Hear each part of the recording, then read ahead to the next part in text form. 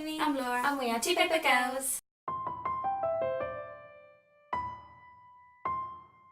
Today we're going to talk about some of our favourite books that we've read and in our entire career at university. We're actually going to spend quite a bit of time talking about everything to do with these books, try and encourage you all to read them, because we think even though they are classics, some of them are modern classics, but some of them are proper old, we can actually still enjoy them all together and they should have more booktube time. The first one is one that's a lot more modern because the author is actually still alive, and that's Tony Harrison's collected poetry. This is one that I read really recently for the last essay I did at uni, and he writes a lot about what it feels like to be kind of from a working class environment when you're younger, and then he got into a grammar school which led to him going to university. This is about 50-60 years ago, so it's a bit different now, but he talks about how he then felt uncomfortable because when he was in the upper class place of university, he didn't feel like he fit in with his thick northern accent, but then when he went home he couldn't talk to his parents anymore about they just completely didn't understand what he was doing because he did classics at uni, and he couldn't talk to them about the things he'd been doing for 3 years.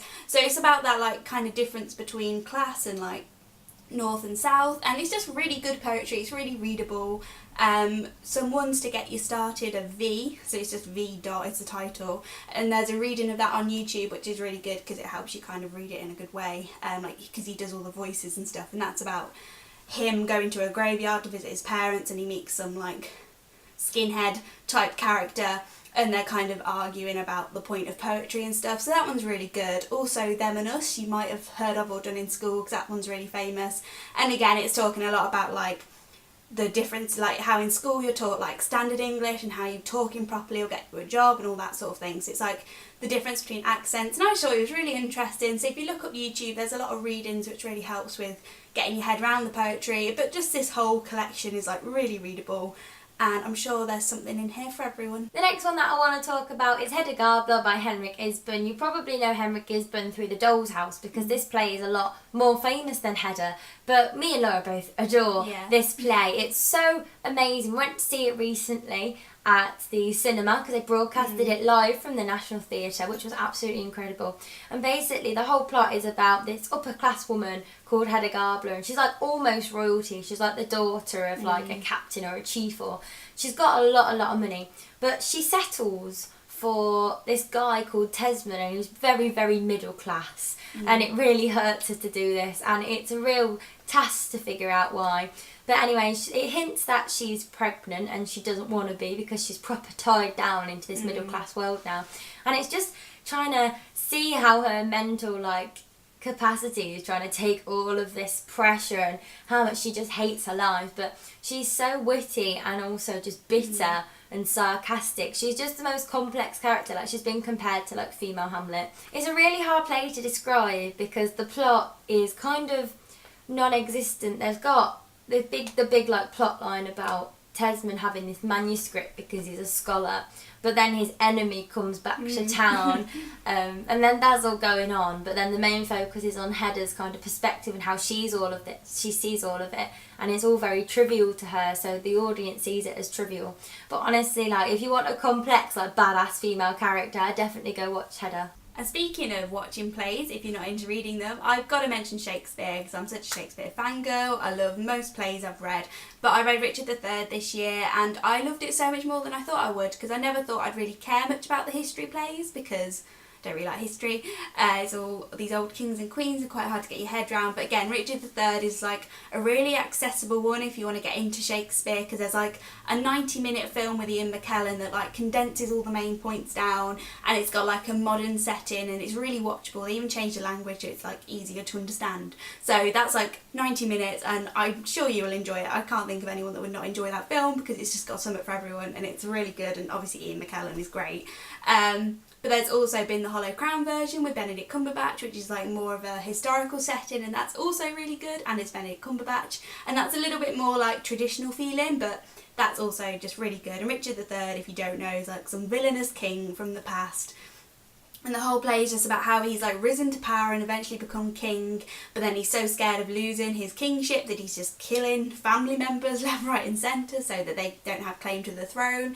And again, but it's also got a bit about disability because he's got a hunchback type deformity, so people judge him for that, and you can kind of understand why he's so bitter against everyone because he's kind of been had all this negativity against him all his life. So he's a very complex villain, and you do understand why he is the way he is. He's not just like flat out evil. And yeah, it's just a really like enjoyable Shakespeare play where if you're not into Shakespeare, there's lots to like grab onto that doesn't feel too different compared to maybe like Hamlet and things like that. And it's just a really, really good play. And like I say, watch the film if you're not into reading it, or go try and see one. Like the RSC do £5 tickets for under 25s. And I'm just like, want everyone to read and appreciate Shakespeare, because once you get into it, it's great. And Richard III's a really good place to start, and I love doing it at uni.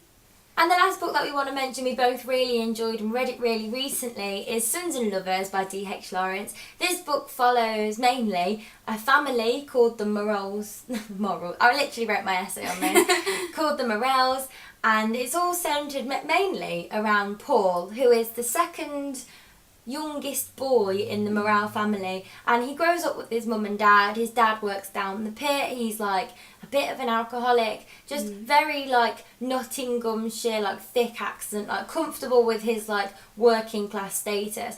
But Gertrude is really disengaged from her husband. She doesn't like him anymore, but that's why she puts all her love into her two sons, Will and Paul. All the other kids we don't really hear about. She doesn't really care about Annie.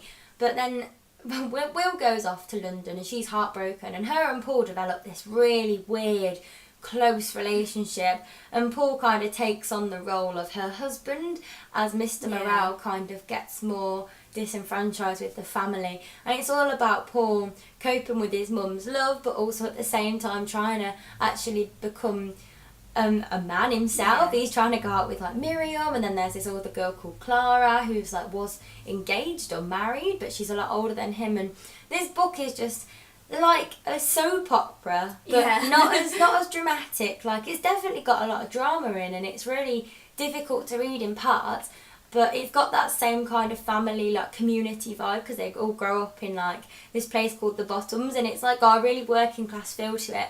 But we just really enjoyed it. It changes so much from the beginning to the end. But it's such a good book if you want some sort of like modern classic. So that's some of our favourite books from university. We do have a few more, but we're on a little bit of a time constraint, so we're leaving it there for now. But ask us in the comments if you want to hear about certain like periods of literature and our favourites, or just some extra recommendations if you read these. But we'd love to hear from you down below if we've now made you actually want to read any of these like boring classics. And we'll see you in the next video. Bye!